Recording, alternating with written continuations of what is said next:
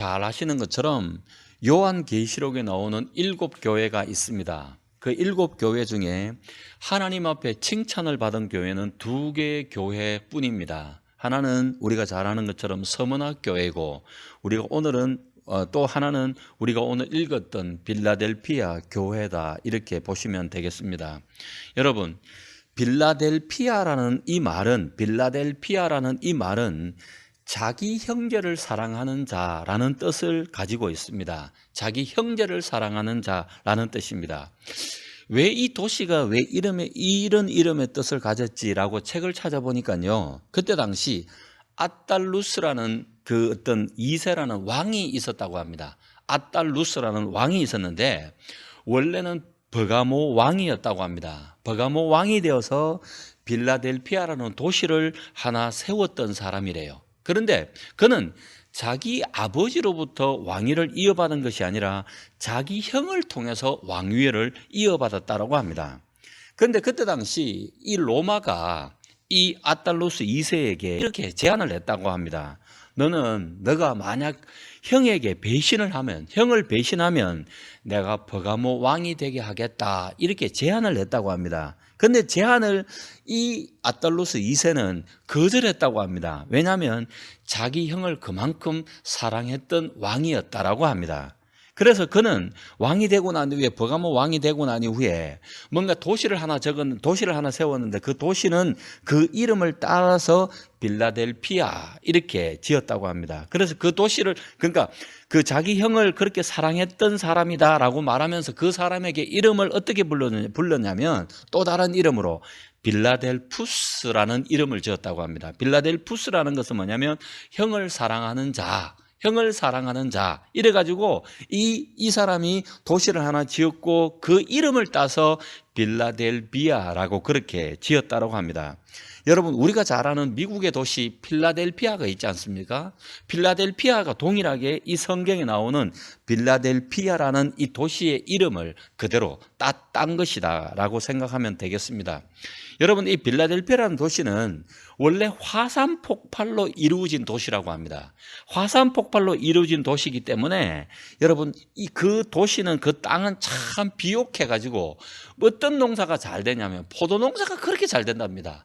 포도 농사가 잘 되어가지고 포도주로 유명한 도시고, 그래서 그 자연스럽게 이 빌라델피아라는 이 도시는 포도주의 신이라고 말하는 디오니소스라는 이 신을 섬겼다고 합니다. 그리고 또한 옆으로 지나가는 그 길, 마치 대전과 같아서 옆으로 지나가는 교통의 요충지였기 때문에 많은 산업이 성황했다고 합니다. 그러니까 이 도시가 여러분 어떤 도시인지 대충 생각이 나시겠죠, 그죠? 교통의 요충지입니다. 또 포도 농사가 잘 됩니다. 그리고 포도주의 신이었던 디오니소스를 섬기니까 이 도시가 어떤지를 여러분 잘 압니다. 여러분, 그런데 이 도시는 또 무엇으로 유명하냐면 지진으로 유명합니다. 지진으로. 여러분, BC 17년에 여러분 이 도시에, 이 인근 지역에 엄청난 대지진이 있었다고 합니다. 그래서 거의 대부분 모든 도시가 완전히 파괴될 정도로 엄청난 도시였는데, 그 중에서도 가장 심하게 뭔가 파괴되었던 도시가 이 빌라델피아라는 도시인데요. 이 도시는, 다른 도시는 그냥 지진이 한번 일어나면 또 다른 지진이 일어나지 않는데, 이 도시는 늘 지진이 계속적으로 일어나가지고 지진의 두려움과 지진의 공포 가운데 살고 있었던 이 도시가 바로 이 빌라델피아라는 도시입니다. 여러분, 이 도시 사람들은 지진이 하도 잘 일어나니까, 지진이 일어나면 집 안에 가만히 있는 것이 아니라 집 밖으로 뛰쳐나와가지고 공터와 바깥으로 늘 도망갈 준비를 하고 있었던 도시가 바로 이 빌라델피아라는 도시입니다. 여러분, 그런데 지진의 큰 어려움으로 이 도시가 다 파괴되었을 때, 그때 당시 로마 황제였던 사람이 누구냐면 티베리우스라는 사람인데요. 티베리우스라는 사람의 도움으로 도시를 재건했답니다. 그러니까 그 황제가 도와준 것들에 대해서 너무너무 고마워하면서 그 도시의 이름을, 황제의 성을 따라서 그 도시의 이름을 새로운 이름으로 바꾸었지만 결국은 다시 이 빌라델피아라는 이 이름으로 다시 한 번 더 환원했다라고 합니다. 여러분, 이런 도시에 하나님의 교회가 세워졌습니다. 지진이 늘 일어납니다. 포도주가 늘 생산됩니다. 그리고 난 뒤에 또한 포도주가 있고 교통이 요충지인 이 도시에 교회가 세워졌습니다. 그런데 이 도시에 하나님이, 이 교회에 하나님이 칭찬을 합니다. 그 칭찬이 뭐냐면 여러분 8절입니다. 8절을 한번 볼까? 8절 하반부에 한번 볼까요, 여러분? 8절 하반부에 내가 내 행위를 아노니, 이거 다 같이 한번 읽어보겠습니다. 시작.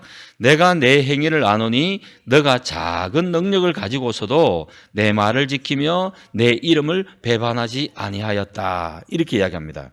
여러분, 아까 제가 이야기했던 것처럼 여러분 빌라델피아 교회 여기서는 어떤 말이 자주 사용되어지냐면 배반하지 아니하였다, 배반하지 아니하였다 이렇게 이야기합니다. 그러면 하나님이 그 도시에 대한 얽힌 역사적인 배경에 대해서 너무너무 잘 아시는 거예요. 여러분, 아까 제가 그런 이야기 했죠.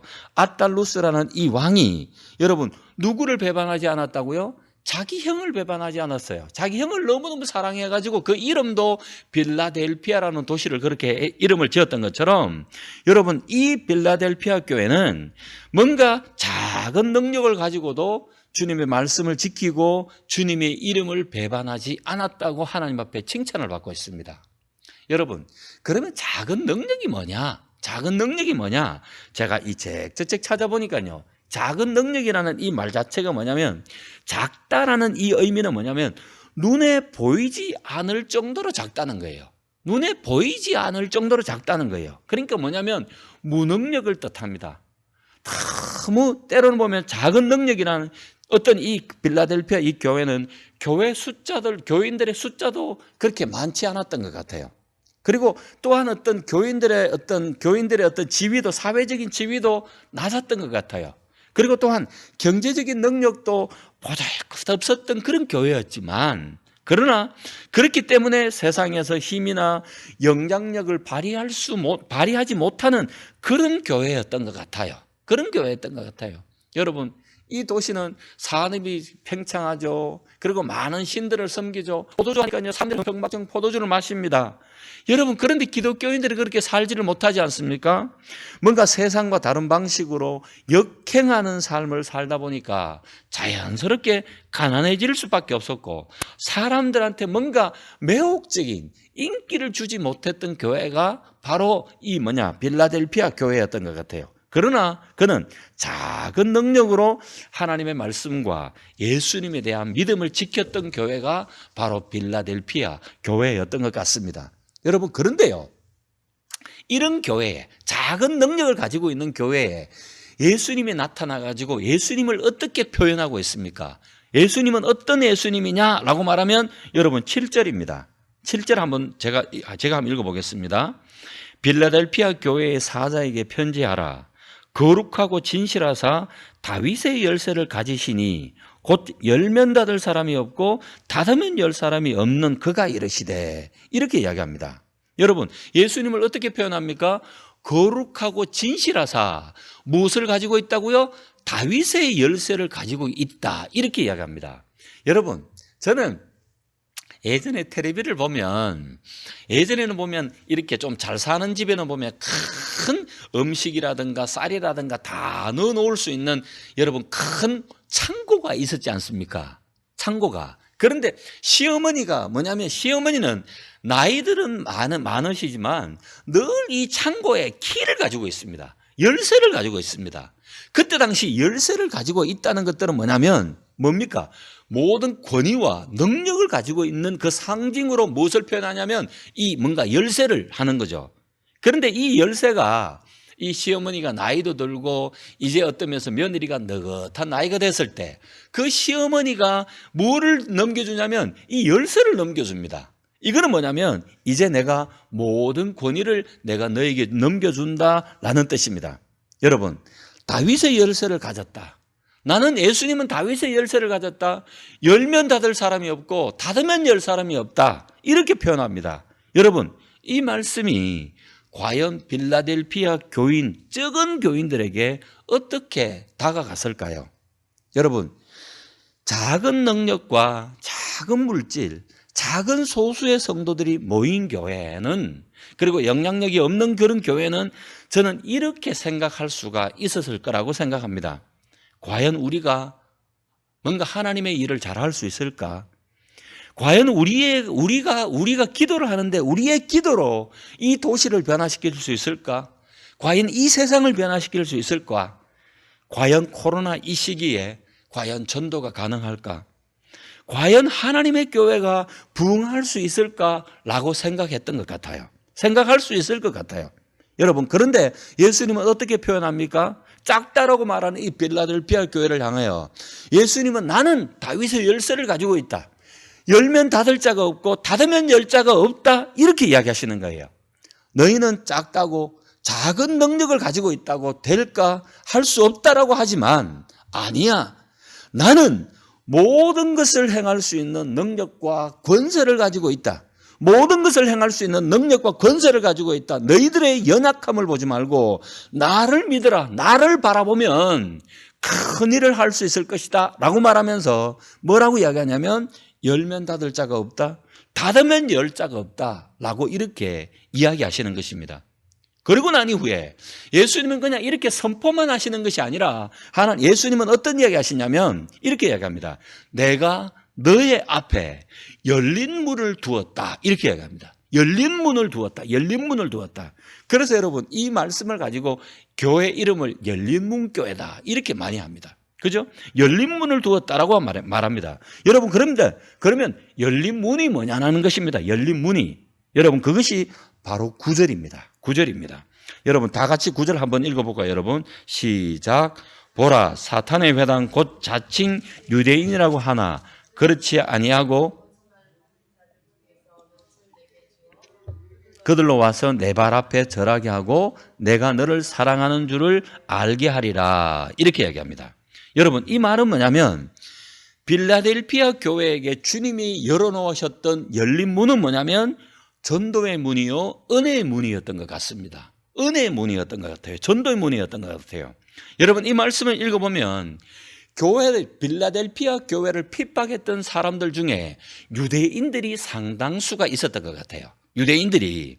그런데 이 예수님은 내가 문을 열어두겠다. 내가 모든 권세를 가지고 있다. 그리고 내가 문을 열어두겠다. 이렇게 얘기하면서 교회를 핍박하는 원수들 중에 몇 사람을 감동시키겠다. 그리고 몇 사람을 교회에 나오게 하고 자신들의 잘못을 회개하게 함으로 말미암아 예수를 믿는 믿음에 굴복하게 하겠다. 이렇게 이야기하면서 내가 너희들 앞에 내가 열린 문을 두었다. 이렇게 이야기하는 거예요.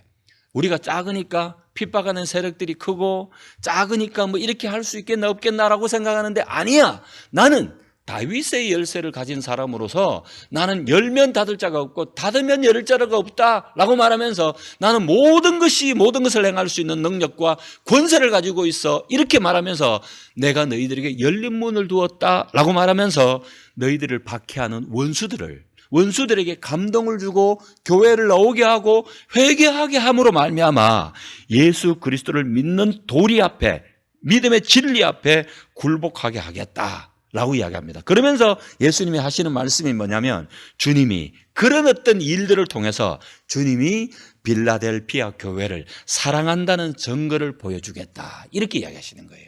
믿습니까? 여러분 마치 어떤 것과 같습니까? 핍박하는 사울을 변화시켜서 예수님을 증거하는 사람으로 변화시켜 주겠다. 이렇게 이야기하는 거예요. 그죠? 그러면서 원수와 대적들로 하여금 너희들 앞과 예수님 가르침 앞에 무릎을 꿇게 함으로 말미암아 하나님이 너희들을 사랑한다는 증거를 보여주겠다. 이렇게 이야기하는 거예요. 여러분 마치 이런 것과 같습니다. 우리 김혁기 장로님이 늘 이렇게 이야기하지 않습니까? 하나님 중보기도 할 수 있는 일꾼을 보내주십시오. 하나님 함께 전도할 수 있는 일꾼을 보내주십시오. 은혜의 일꾼을 보내달라고 기도할 때 하나님이 그 김혁기 장로님의 기도를 들으심으로 말미암아 어떻게 해요? 김혁기 장로님을 사랑한다는 증거를 보여주겠다는 거예요. 증거를 보여주겠다는 거예요. 우리 하나님의 은혜교회가 150을 놓고 기도하고 있습니다. 우리가 바라볼 때는 가능할까 힘들지 않을까라고 생각하지만 다윗의 열쇠를 가지고 계신 그 예수 그리스도가 우리 가운데 열린 문을 두심으로 말미암아 우리의 기도를 들으심으로 말미암아 우리를 사랑하신다는 증거를 하나님이 보여주시겠다는 거예요. 그죠? 여러분 우리를 보는 것이 아니라 주님이 열어주시면 됩니다. 하늘 문을 열어주시고 전도의 문을 열어주시고 그리고 은혜의 문을 열어주시면 되는 거예요. 그래서 우리를 보지 마시고 누구를 보냐면 다윗의 열쇠를 가지고 계신 주님을 바라보면서 주님 문을 열어주십시오. 문을 열어주십시오. 라고 늘 기도해야 될 줄로 믿습니다. 여러분, 저는 개인적으로 늘 어떻게 고백하냐면 여호와께서 시온의 포로를 돌려보내실 때에 우리는 꿈꾸는 것 같았도다. 꿈꾸는 것 같았도다. 여호와께서 그들을 위하여 큰 일을 행하셨으니 우리는 기쁘도다. 저는 그렇게 늘 기도하면서 하나님 은혜교회를 위해서 꿈꾸는 것 같은 큰 일을 이루어 달라고 저는 늘 그렇게 기도합니다. 왜냐? 여러분, 저에게는 능력이 없지만 다윗의 열쇠를 가지고 계신 그 주님이 문을 열어주시면 가능하기 때문입니다. 여러분, 두 번째는 뭐냐면 빌라델피아 교회는 어떻게 표현합니까? 작은 능력으로 말씀을 지키며 하나님의 이름을 배반하지 않았다, 이렇게 고백합니다. 그런 자들에게 주시는 하나님의 축복이 뭔지 여러분 한번 보겠습니다. 그것이 뭐냐면 10절의 말씀입니다. 여러분 10절 말씀 다 같이 한번 읽어보도록 하겠습니다. 시작. 시험의 때를 면하게 하리니 이는 장차 온 세상에 임하여 땅에 거하는 자들을 시험할 때다. 여러분, 이 말씀은 뭐냐면 이 말씀이에요. 너가 나의 인내의 말씀을 지켰다. 그렇기 때문에 너가 시험의 때에 내가 너를 지켜주겠다. 시험의 때를 면하게 하겠다. 이런 것입니다. 누구에게? 하나님의 말씀을 지키고 하나님의 이름을 배반하지 않는 자에게. 다른 말로 말하면 하나님의 말씀을 지키는 자에게 하나님이 시험의 때에 너희를 보호함으로 말미암아 시험의 때를 지나 넉넉히 승리하도록 하겠다, 이 말씀입니다. 여러분, 그런데 저는 궁금했던 것들은 뭐냐면 바로 이것이에요. 왜 말씀을 뭐라 그럽니까? 나의 어떤 말씀? 인내의 말씀이에요. 인내의 말씀. 여러분, 어떤 면에서 승리의 말씀, 은혜의 말씀 이렇게 이야기하면 되는데 왜 빌라델피아 교회는 왜 말씀을 인내의 말씀이라고 말할까? 저는 그것이 궁금했어요. 여러분, 봐요. 우리가 말씀을 지키다가 핍박을 받습니다.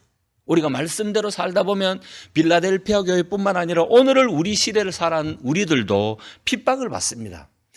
어떤 면에서 핍박을 받고 때로는 보면 어떤 면에서 왕따를 당하기도 합니다. 그러면 여러분, 핍박받을 때 여러분 어떻게 합니까? 참아야 되는 거예요. 핍박에 인내를 해야 되는 겁니다. 그죠? 말씀을 지키다가 우리 가운데 오는 핍박, 그것 때문에 인내하면서 참아야 되는 거예요. 그러니까 뭐죠? 인내의 말씀인 거죠. 또 어떻습니까? 우리가 말씀대로 순종하다 보면 우리가 은혜와 상급이 옵니다. 은혜를 받습니다. 하나님께로부터 칭찬을 받고 상급을 받습니다. 그런데 은혜와 상급을 받으려면 곧장 주어지는 것보다는 우리 가운데 인내를 해야 합니다. 기다려야 합니다. 기다려야 되기 때문에 바로 그 말씀이 뭐냐면 인내의 말씀인 거죠. 여러분, 제가 책을 참조하다가 요한계시록을 기록했던 이상웅 교수라는 우리 동기 목사님이 있는데 그 목사님 책에 이렇게 나와 있습니다. 참 마음에 와닿아서 여러분들한테 한번 읽어드립니다. 주님의 말씀은 매달리어 꽉 움켜쥐고 죽기 살기로 메어 달려야만 한다. 긴 시간을 말씀 한마디에 온몸을 맡겨야 될 때가 있다. 그래서 인내의 말씀이라고 한다. 그런데 빌라델피아 교회 신자들은 주님의 말씀을 끝까지 붙잡고 지켰다, 이렇게 이야기합니다. 여러분, 요즘 들어서 제가 읽고 있는 시편 56편에 보면 이런 이야기가 나옵니다. 내가 두려워하는 날에는 내가 주를 의지하리이다. 내가 두려워하는 내가 주를 의지하리이다. 내가 하나님을 의지하고 그 말씀을 찬송할지라, 이렇게 이야기합니다. 하나님을 의지하고 그 말씀을 찬송할지라. 저는 이 말씀을 제가 수없이 보면서 왜 하나님을 찬송하지, 왜 하나님의 말씀을 찬송한다라고 말할까, 저는 이렇게 궁금했었습니다. 여러분, 우리가 어려운 상황 가운데 우리가 하나님의 말씀대로 기도하고 간구를 합니다. 기다렸더니 하나님이 그 말씀대로 약속하신 대로 행하시는 하나님의 말씀을 체험합니다. 그 말씀을 우리가 약속의 말씀을 붙잡습니다. 그리고 이 약속의 말씀대로 살아갑니다. 그러면 어떻게 되냐면 하나님께서 그 약속대로 하나님께서 축복하시는 그 하나님을 체험하고 하나님의 그렇구나, 말씀대로 그대로 역사하시는구나 라고 생각하면서 그 약속의 말씀을 체험합니다. 그러면 우리가 어떻게 돼요? 하나님을 찬양할 뿐만 아니라 하나님 그러시네요. 하나님은 말씀하신 대로 그대로 역사하시는 분이시네요. 여호와는 나의 목자시니 내게 부족함이 없습니다. 라는 그 말씀을 체험하는 거예요. 그러면 우리가 하나님을 찬양할 뿐만 아니라 뭐를 찬양한다고요? 말씀을 찬양하는 거예요. 말씀을 찬양하는 거예요. 여러분, 그러면서 인내의 말씀을 지켜나갔을 때 하나님은 어떻게 축복하신다고요? 온 세상에 있는 모든 자들을 시험합니다. 모든 자들을 시험하시고 어떤 면에서 시련 가운데 있을 때 어떻게 해요? 내가 너를 지켜 그 시험의 때를 면하게 해주겠다. 이렇게 얘기합니다. 그죠? 하나님의 인내의 말씀을 지킨 자들에게 하나님은 모든 이 세상에 있는 모든 사람들을 심판하시는, 시험하고 심판하는 그때에 그 하나님의 말씀을 지키고 하나님의 말씀을 배반하지 않았던 그 사람들을 시험의 때를 지키고 그리고 또한 시험의 때를 면하게 해주겠다. 이렇게 이야기합니다. 여러분, 말씀을 지키면 하나님이 우리를 지켜주십니다. 그리고 또한 주의를 지키면 주일이 우리를 지킵니다. 그리고 말씀을 지키면 말씀이 우리를 지킵니다.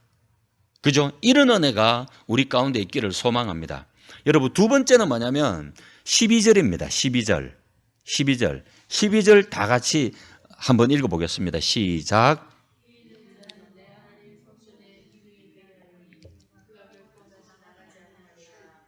내가 하나님의 이름과 하나님의 성 곧 하늘에서 내 하나님께로부터 내려오는 새 예루살렘의 이름과 나의 새 이름을 그의 위에 기록하리라. 여러분, 이것이 축복입니다. 여러분, 이기는 자는 뭐가 되겠다고 하나님께서 뭐를 하시겠다고요? 하나님의 성전 기둥이 되게 하겠다. 이렇게 얘기합니다.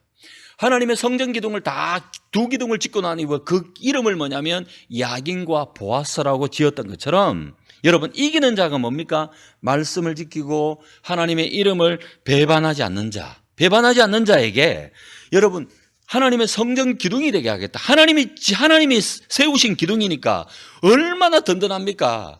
우리가 하나님의 말씀을 지키고 하나님의 이름을 배반하지 않는 자는 어떻게 하냐면 시험의 때를 면하게 하겠고 또한 뭐를 하냐면 하나님의 큰 성전 기둥이 되게 하겠다는 거예요. 성전 기둥이.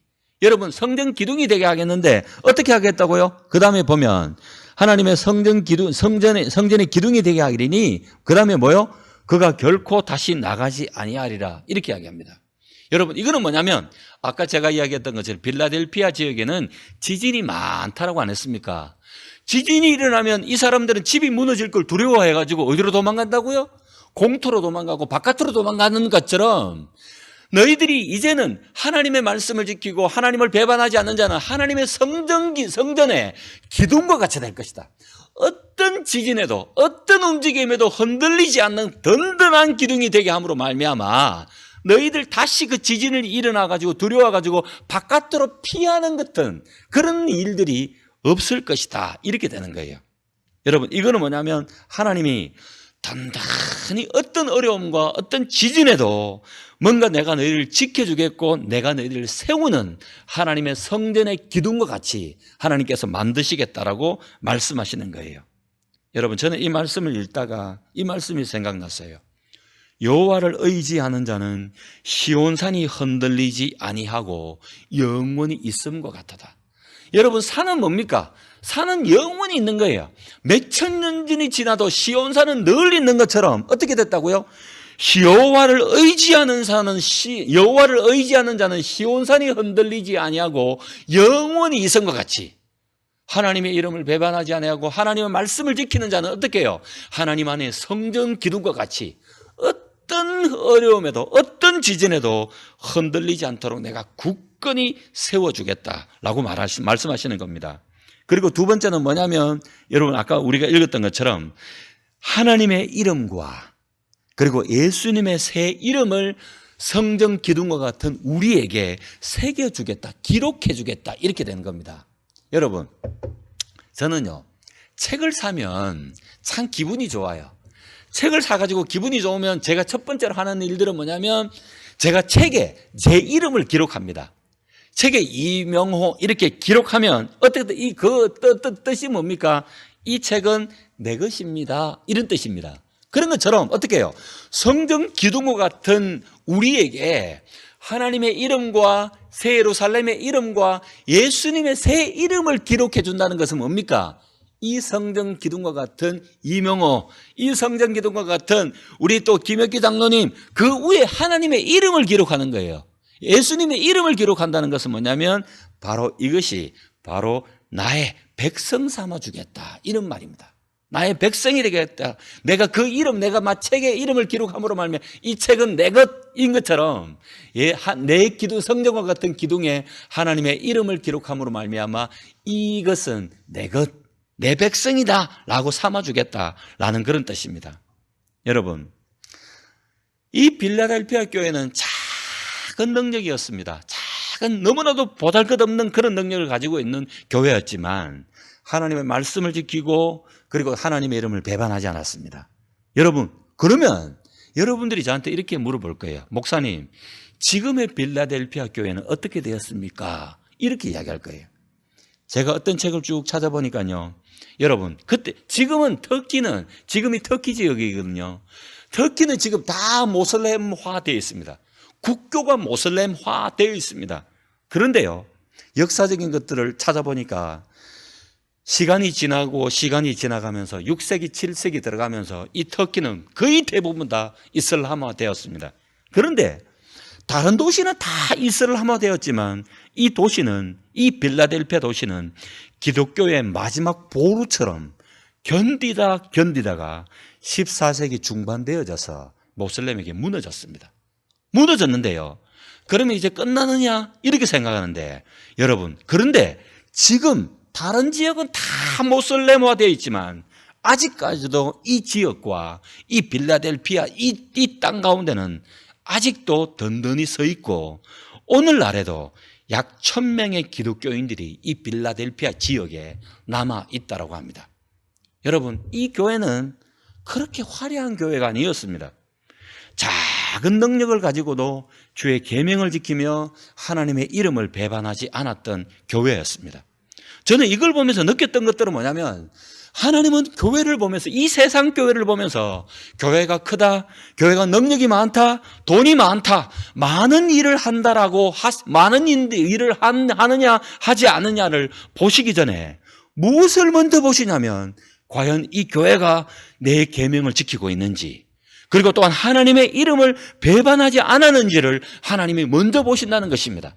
우리 하나님의 은혜교회가 비록 작은 교회고 소수의 교회고 또한 물질이 작은 교회지만 그럼에도 불구하고 하나님을 기쁘시게 하기 위해서는 우리가 많은 일을 한다, 많은 사업을 한다, 이것도 중요하지만 먼저 우리가 체크를 해야 될 부분들은 뭐냐면, 내가 하나님의 교회에, 내가 이 하나님의 은혜교회가 내가 하나님의 계명을 지키고 있는지, 그리고 또한 하나님의 이름을 배반하지 않은지를 먼저 점검해 보시고 이것들에 충실하고 충성한다면 하나님은 우리 교회를 보면서 빌라델피아 교회처럼 우리 교회를 칭찬하실 줄로 저는 믿습니다.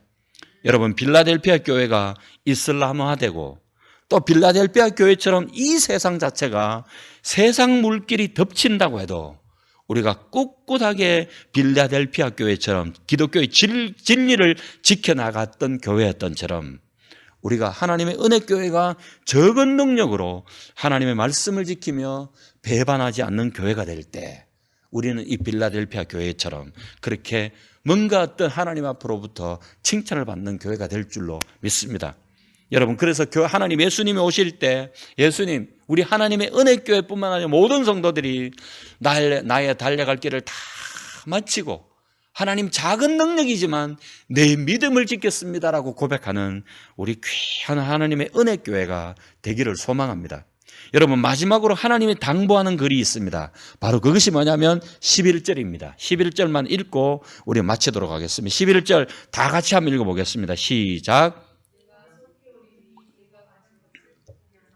아무도 내 면류관을 빼앗지 못하게 하라. 여러분, 11절 다시 한 번만 더 읽겠습니다. 시작. 내가 속히 오리니 너가 가진 것을 굳게 잡아 아무도 내 면류관을 빼앗지 못하게 하라. 내가 속히 가리니 너가 가지고 있는 것, 여러분, 빌라델피아 교회가 가지고 있는 것이 뭡니까? 사랑하는 우리 은혜교회가 붙잡고 있는 것이 뭡니까? 하나님에 대한 신앙, 예수 그리스도에 대한 신앙, 말씀에 대한 신앙을 굳건히 붙잡아라. 예수 그리스도 오시는 날까지 굳게 붙잡아라. 하나님의 은혜교회가 예수 그리스도 오시는 날까지 너가 가지고 있는 하나님에 대한 신앙, 예수님에 대한 신앙, 말씀에 대한 신앙을 굳게 붙잡을 때 내 면류관에 대한 상을 잊지 않겠다라고 말씀하십니다. 여러분, 이 말씀은 코로나로 힘든 시간을 보내고 있을 저와 여러분에게 하나님이 우리 가운데 말씀하시는 말씀이 아닌가, 저는 그렇게 생각을 합니다. 여러분, 오늘 이 빌라델피아 교회를 생각하면서 작은 능력을 가지고도 주의 계명을 지키고 하나님의 이름을 배반하지 않았던 이 교회를 생각하면서 우리 은혜교회가 하나님 이런 교회가 되게 해주십시오 라고 기도하는 저와 여러분이 되시기를 소망합니다. 기도하겠습니다.